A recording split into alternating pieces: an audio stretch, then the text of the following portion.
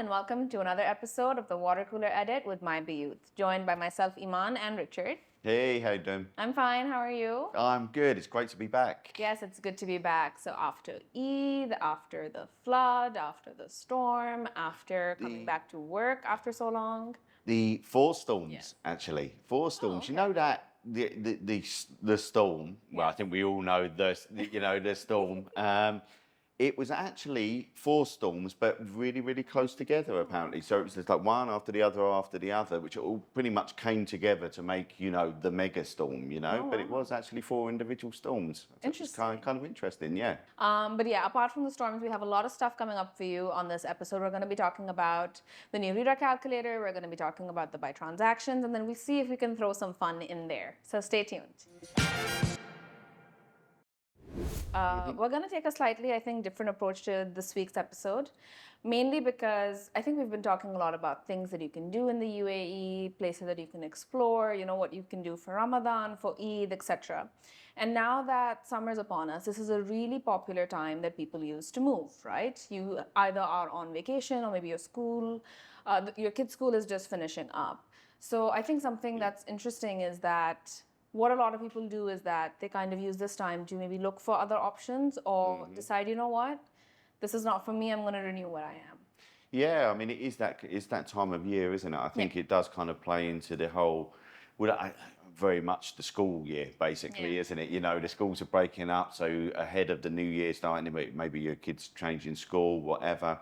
It is the kind of, apart from the excessive heat, maybe the ideal time of year to move from a logistical perspective. So people are hunting for what's out there. Yeah, and I think what's interesting is also that the RERA calculator has been recalibrated, right? Yep. And that's basically what decides how much your rent can actually be increased each year. And they've completely revamped it now. So before, it used to be quite, I would say, minimal. Mm-hmm. But now it can go up to, say, 20%. It can indeed, It can, yes. so- I think they recalibrated it on March the 1st this year. Obviously in line with the rent increases we've seen pretty much across the board over the last couple of years. I mean, there are some estimations that on average rents went up around about 27%. 2 years ago, and then 19% this year. 19% in the year just gone. So that's pretty considerable. And obviously now the RERA calculator is reflecting those increases. Yeah, because I mean, it makes sense. The government would want to regulate this, right? Yeah, because not everybody wants their rent to go up so drastically.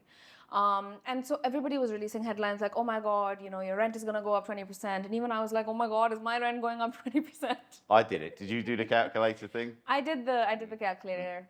And then I realized that they say 20%, but there are certain conditions that need to be met for all of those. Mm-hmm. So obviously it starts off with if your property is 10% below the market rate For that specific area. then no increase is allowed. So then you're fine. Mm-hmm. And I think that's pretty lenient as well because you're 10% below the market value for that specific area. Yeah, right? I completely agree. But say if you're between 11% and 20%, then your landlord is allowed to increase it by 5%.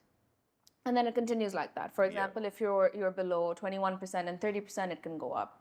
Then 10 and then 15. And then in the end, only if it's 31% and 40%, like if you're actually paying almost half below market value, can it go up by 20%? So it's really not that scary the way people are making it sound. Yeah, no, absolutely. Look, I mean, I think the percentages sound scary from an increased perspective, but when you compare to the percentages for how low you are for Actually the paying average for the of the specific area, then it kind of takes the sting off a tad. Yeah, a tad. A tad.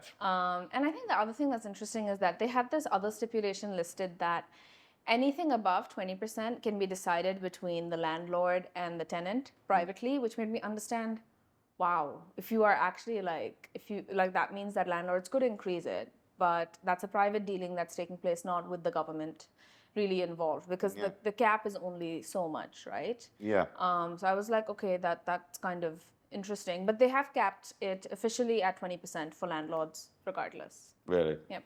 Okay, well, look, I mean, I think that's interesting. I think a lot of this stuff comes down to personal circumstances, but also comes down to the relationship you have with the landlord, how long you've been in the property. You know, some people, I can speak from personal experience that we've been in the same property for a number of years. We've got a really good relationship with the landlord. It's a mutually beneficial relationship. And therefore that helps a lot when it comes around to negotiation time, right? It shows that you've been a good tenant, that you are somebody that is reliable and trustworthy and things like that. Yeah. And I think From what you both said both about- sides, right? Yeah, exactly. And I think about personal circumstances is really interesting because in Dubai, you have so many buildings or units or villas being delivered constantly. So if you feel like, okay, you know what, now is the time to move, you could move to, say, a newer community. Maybe they don't have as many amenities or they aren't as fully developed, but that'll happen in time. Or other circumstances could change, like your kid's school, where you work, all of those kind of things, and what your priority is. Yeah, absolutely. And yeah, and it depends on obviously if your family is growing as well or if you want more space, right? The longer you've been in a unit, the more sort of items you kind of accumulate. Oh yeah, tell me about it. Yeah. And you might need more space for that. Or you might come up with a hobby or a home Or some life laundry. Oh, yeah, or that, of course. And things like that. And that's really interesting because for me, obviously, we work for a property portal. We work in the industry. And, you know, a lot of times I have a lot of people reaching out to me for help and for advice over what they should be doing. And a lot of times I'm able to give that advice and I'm able to say, you know what, these are the sort of benchmarkings that you should look at. This is what properties are advertised on. You can easily check on Bayut what people are listing similar units for. Right? Yeah, absolutely. Yeah. But at the same time, whenever I tell them, you know, this is what the actual transaction price is for a rental unit or a sale unit or an off-plan unit, they're like, okay, how do you have this information? And I'm like, it's not through me. I'm not procuring this from It's not coming somewhere. through to me on WhatsApp. You know.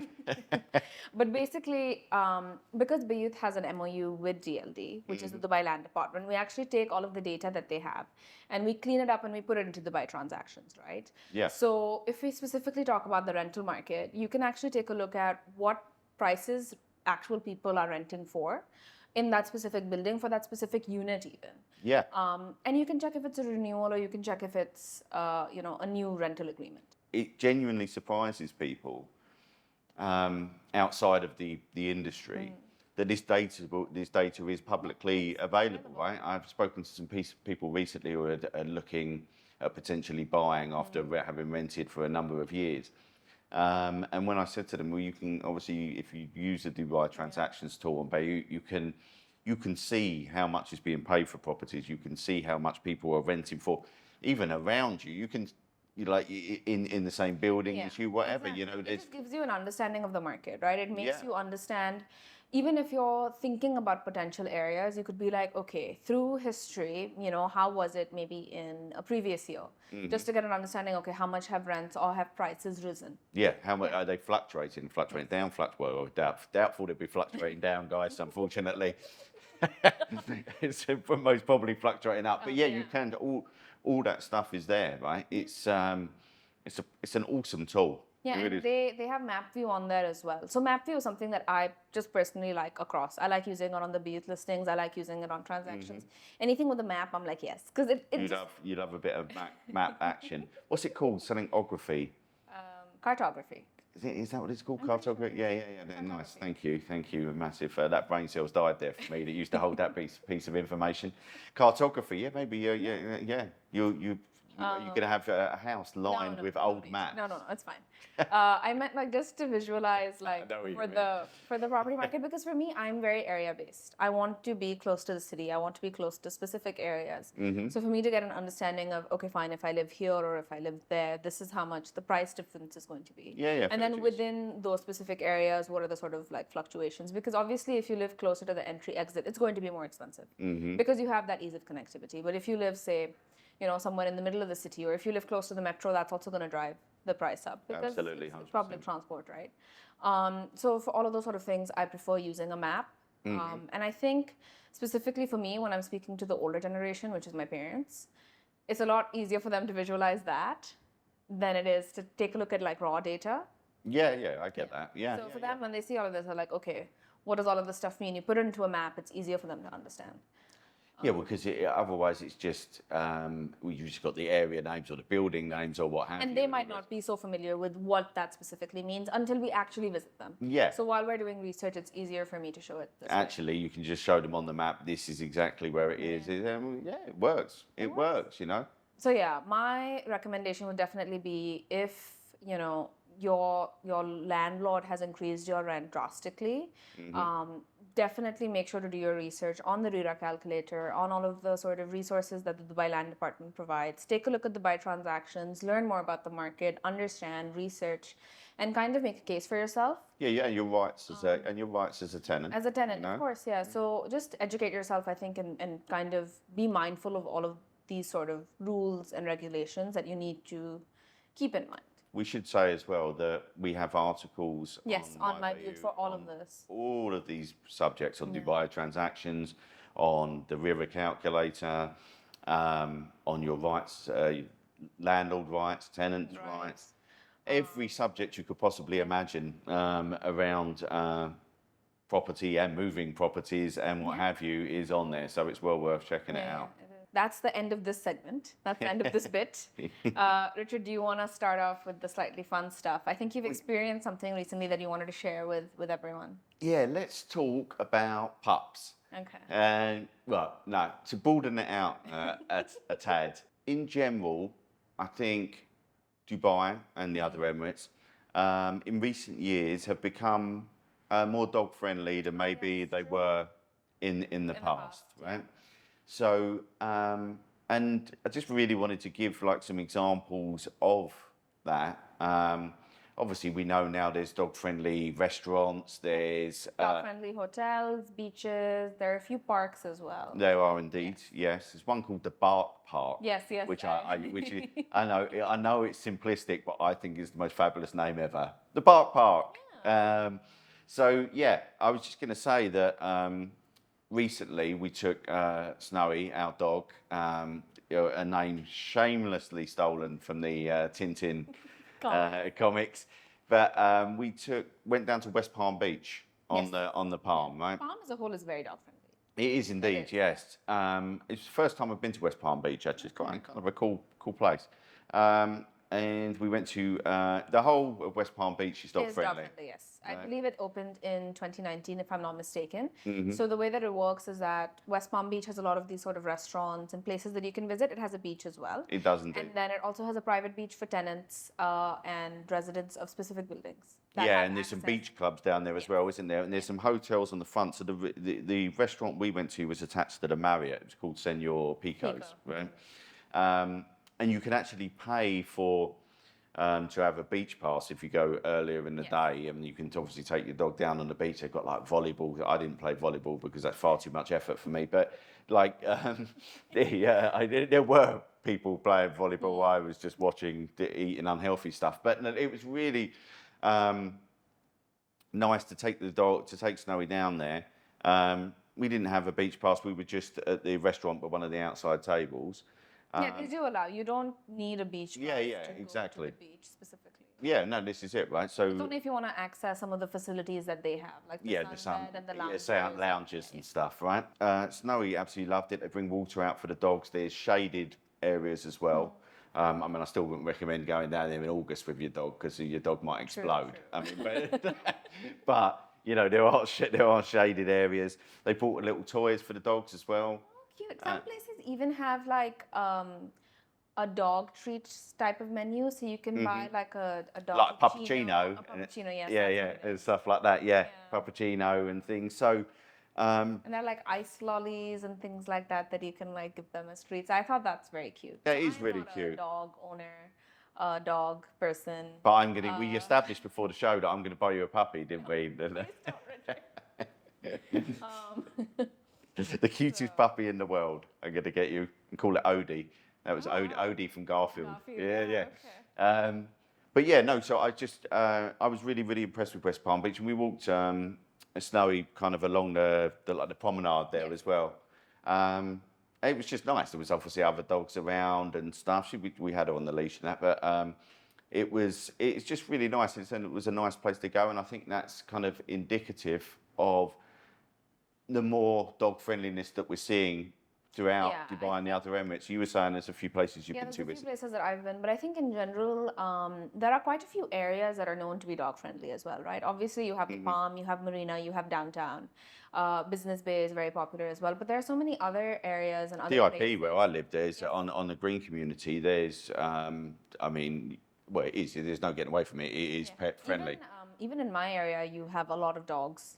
My building, I think it was not pet friendly until last year, and then they did allow dogs. And then whenever I'd get into the elevator, I'd be like, "Is this the day?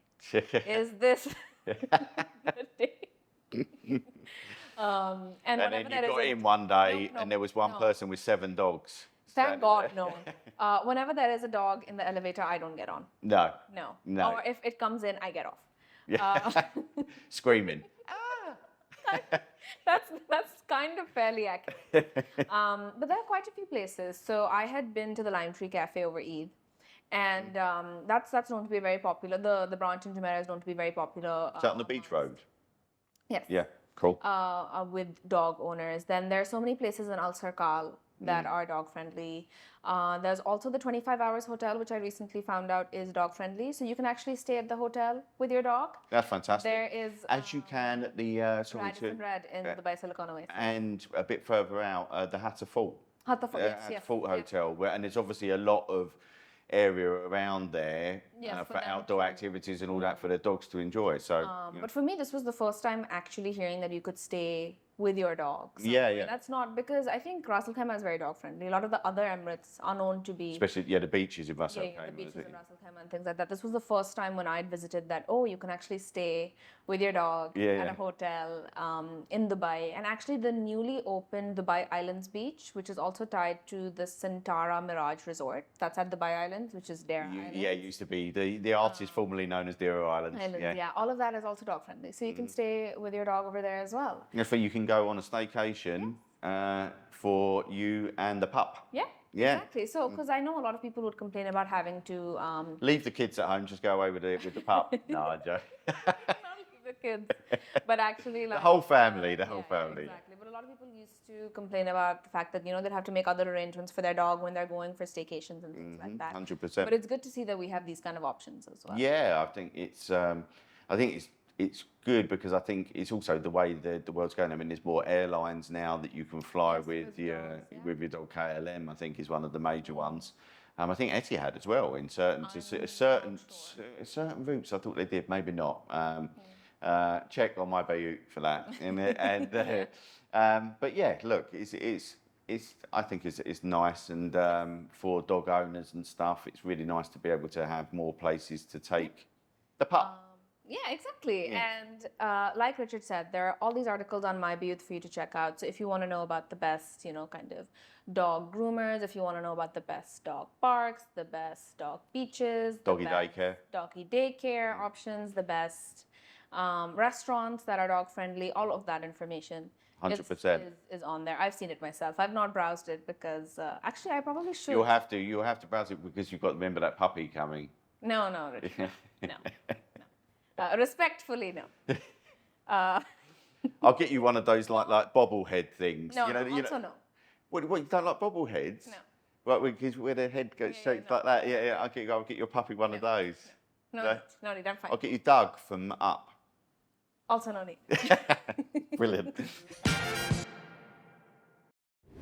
And that brings us to the end for this episode. So as we've said before, if you want any information about anything that we've discussed today, whether it's the RERA calculator, how to actually go about and learn more about the market, how to browse the buy transactions and what's the best sort of data points that you can utilize, or anything related to dog-friendly places in the UAE, make sure to check out mybayut for that. And we will catch you in the next one. Cheers, guys.